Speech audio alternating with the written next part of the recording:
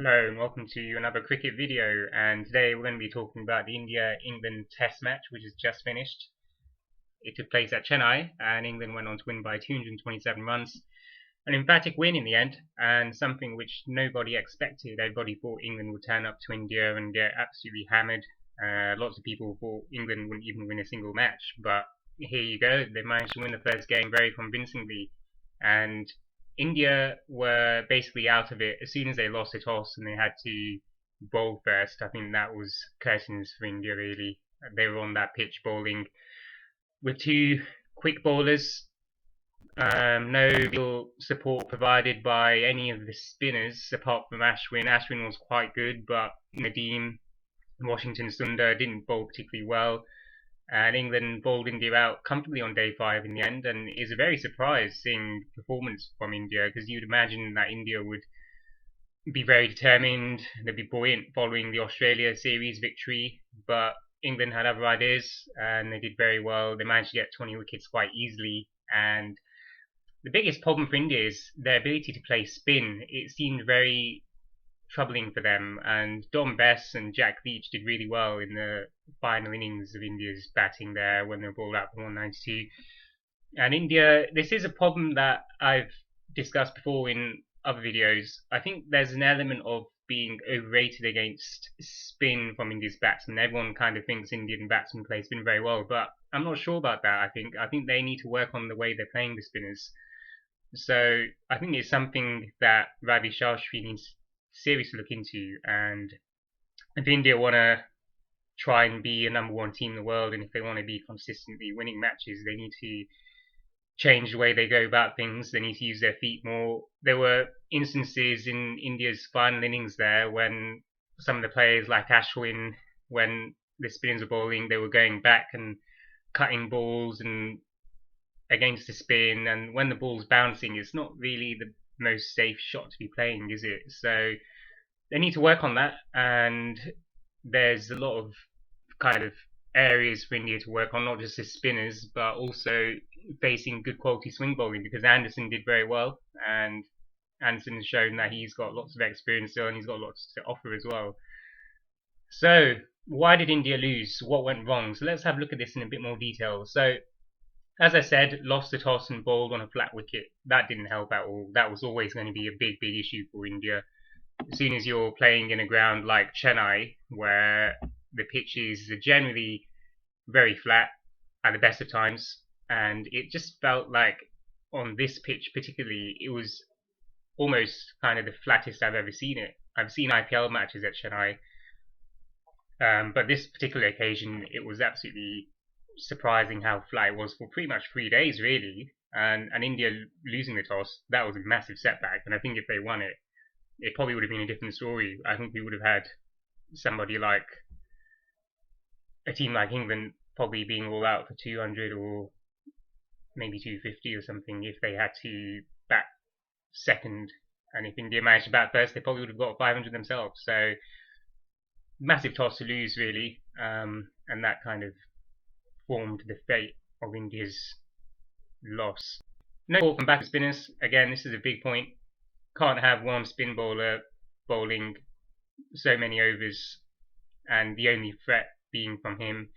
Need good spinning options all round. Look at England, they had Dom Bess and Jack Leach bowling pretty well together. When India were bowling spinners, it just felt like Nadeem was just pitching it on a good length and wasn't doing anything. There was a few deliveries that did spin, but he didn't seem like the kind of bowler that you'd really struggle to face. I know he's a left-arm spinner, but still, you can't just rock up as a left-arm spinner and expect to get England batsmen out. You still need to be bowling with variation. You need to be innovative. You need to try different things. And Nadeem just didn't seem to do anything. He just kind of rocked up and bowled, and he was bowling a lot of no balls as well, which is something he needs to work on. And if I was a spinner bowling to England players, I'd definitely use the crease a bit more. I'd go wide on the crease. I'd create a bit of angle. I'd try and mix it up a bit, and something which Ashwin will probably do because he's a bit more experienced and he's used to bowling long spells. But I just felt like Nadeem was like almost like robotic, just running up and throwing the ball. And England players are good players at the end of the day. It's not like you can just expect England to lose badly They are talented players. They do play spin reasonably well, so you can't just take it for granted. You need to have better spin options there, and I think that was a problem. So that's my next point: strange team selection. Very weird to have somebody like Siraj, who took so many wickets against Australia, very confident. I thought he was an extremely good bowler, Siraj. Very weird to not have him in the team. I understand that Ishant Sharma is back, but he's coming back from injury and he's not played in a while. So there's an argument there that Siraj should probably have played ahead of Ishant Sharma and bowled with Bumrah. The other option would have been to not bother playing three spinners. They could have just played Siraj, Ishant Sharma, and Bumrah as the three main bowlers. And Kuldeep Yadav didn't make it in the team. Again, he's a good bowler, Kuldeep, and he's been unlucky not getting selected in this team. And I think Kuldeep is a much better attacking option compared to somebody like Nadeem. So maybe India need to work on their team selection a bit more. And if they want a spinning wicket, what they need to do is have the pitch spin from day one rather than day 4 or 5. Because if the if the pitch is spinning from day one, then they're in the game literally from the first ball. It's not as if you win if you win the toss. It's pretty much even from the first moment, isn't it? So the fielding is something as well which didn't help India because they were in the field for so long, and the batsmen must have been a bit wary and tired, and you could see it on the faces as well. When England had 500 on the board, the Indians just seemed a bit drained and they just seemed a bit exhausted. And Pujara, Gill, look at Rohit, he dropped that catch when England were well over 500. So it's not easy mentally for these players, and if you're in the field for so long and then you're told to bat, you're obviously not going to be that focused, are you, and sharp. So that didn't help. But from England's perspective, a very determined performance. England batted first, fine, they did win the toss, which was a massive advantage, but still, you need to be focused, you need to be determined, you need to have lots of concentration to bat for long periods of time, and people like Sibley did very well, and so did Joe Root, and even Ben Stokes did pretty well in the first innings. So lots of positives for England. The whole team just seemed to be very focused, and they wanted to show to the world that they can play in India and they can play in different conditions, and it's not just a case of turn up in India and lose badly. They showed that if they apply themselves, they can face the spinners. And to be honest, if you're playing in a pitch which is spinning a lot, it brings you into the game as well. Even if your spinners aren't that experienced, if the ball is spinning constantly, then regardless of how experienced you are, you're going to get wickets. And we saw that when India were batting, Virat Kohli got caught at a short leg in his first innings, and Don Best got him out. Now, Don Best isn't somebody who's got tons of experience, and he's not taken loads of wickets, but that shows that if the pitch is helping the spinners generally, even if you're an inexperienced bowler, you're going to get people out, and that's exactly what happened. So England were very, very focused, and hats off to them. Joe Root was in great form. He did very well. I thought his first innings and off was superb. He got a very good 200 there, and it's one of the better innings he's actually played, I think. So well done to Joe Root. And from England's perspective, they would want him to continue with that form.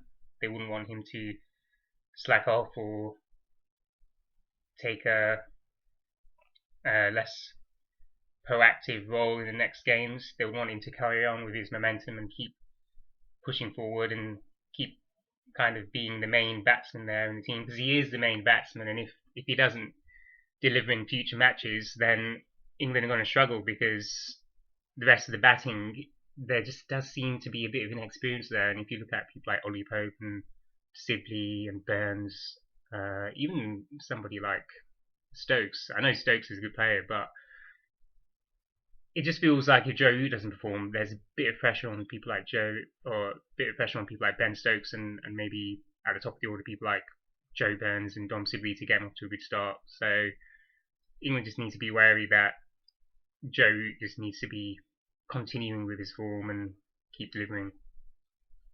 India's ability to play spin, as I say, is very questionable, and I don't think they're as good at playing spin as everyone thinks, because I've seen it before with India. When they play spinners, they do sometimes seem to get caught on the crease a bit, and some of those middle order batsmen, a bit like Rahane, I I think Kohli's quite good with spin, but some of the others, like potentially Pujara as well, maybe some of the openers like Gill as well, and Anil Sharma. I think all these guys, they're good players, but I've seen it where they're kind of getting caught at short leg or leg slip or silly point, and it's just they're kind of pushing and prodding at the ball a bit, and I don't think they're as nimble on their feet as they could be, and they need to work on using the crease a bit more. And someone like Kohli, I think Kohli's probably the best player of spin in that team, but not by a long shot. I think he's got areas that he could work on as well against the spinners, and as a whole, they need to practice and just use the depth of their crease and just kind of work with the batting coach or Ravi Shastri or whoever it is, because if they're being renowned as the team that is dominant at home conditions and dominates spin bowling, they shouldn't be getting bowled out so easily. Even if it's the fourth innings, still you'd imagine that a team that's used to playing there would do a bit better than that. So when people say good players of spin, I do question that. I don't see how they are good players of spin compared to other players. I think England is potentially just as good at playing spin as India are. I don't see what the big fuss is there. So the next point, heavily reliant on Pujara. This is a good point because Pujara is basically the anchor of the team, and if he gets off to a solid start, that really helps because that means that people can bat around him and just score lots of runs. And in the first innings, Pujara did really well. But when he gets out early, might be a good ball, might be a bit of bad luck, then you do notice that people like Rahane coming in, maybe they feel a bit of pressure, and if they get out, then India's in real trouble. It happened in the final innings here, where as soon as Pujara was out, Rahane came in, Rahane got out, and then all of a sudden, 4 wickets down, and you've got Rishabh Pant at the crease. You know that he's not going to stay at the crease for a long period of time. So massive reliance on Pujara there at the top of the order, and it just feels like they're lacking a batsman. It feels like India needs somebody at number 6 who's a bit more solid, and somebody that, if they fall down, they can still get a decent score.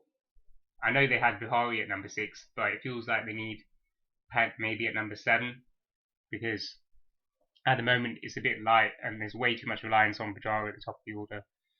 So they need to look at the balance of the team, and they need to improve that lower middle order batting wise if they want to score decent runs and put England under pressure, because at the moment it feels like England have all the momentum, confidence, and it may well be that India struggle to post enough runs to win matches in this series. Virat Kohli's captaincy is also a bit questionable, because I noticed when England were batting in the first innings, when England scored over 500, there were moments where Kohli could have attacked a bit more, and especially when England were 60 for 2 at one stage and Root had just come to the crease. You could argue that England should have been allowed to score runs so easily, because when Root came in, he was knocking it around against singles, and before you know it, he's on 30 or 40 or even 50 very quickly, and the score is, say, 200 for 2 or 250 for 2, and what do you do then? Because all the momentum is gone. And I think Kohli missed a trick by having fielders in very defensive positions on the boundary throughout England's first innings. I understand if England is 400 for 3 or 500 or whatever for 8 or 7, fair enough, but still, when the team's 60 for 2 or 100 for 2, which England were, you'd imagine that you'd have more close-in fielders and you'd really go for the attack. And I think that's something we saw from Rahane in Australia. In Australia, there were moments where Rahane brought in Ashwin very early on to try and get a wicket, and he had fielders in that leg slip and close-in catches, and he did very well with the field placings. And I think Kohli could learn a bit from Rahane, I think, still there, and they should maybe work in tandem to try and make sure that as a team they're not missing out on any obvious opportunities to try and make inroads in England's batting. And I did notice it. I think it's something that he needs to work on. And the final point there, England's players had no expectations. This is a massive point because everybody thought England would lose this match. Everybody thought going to Chennai, inexperienced team, no kind of real momentum going into the match. Fine, they played Sri Lanka, but it's a much weaker team compared to India. And all the onus was on India, wasn't it, to try and win and score the runs and put England under pressure. But it turned out to be the other way around, which was a massive surprise. And England's lack of expectation probably helped to that regard. So I think that is a big point, and that concludes my key points. Yeah, no other comments on me. Hope you guys enjoyed watching this video. Plenty more videos to come and discussions and debates. So please carry on following my channel and comment and like. Thank you very much. Cheers.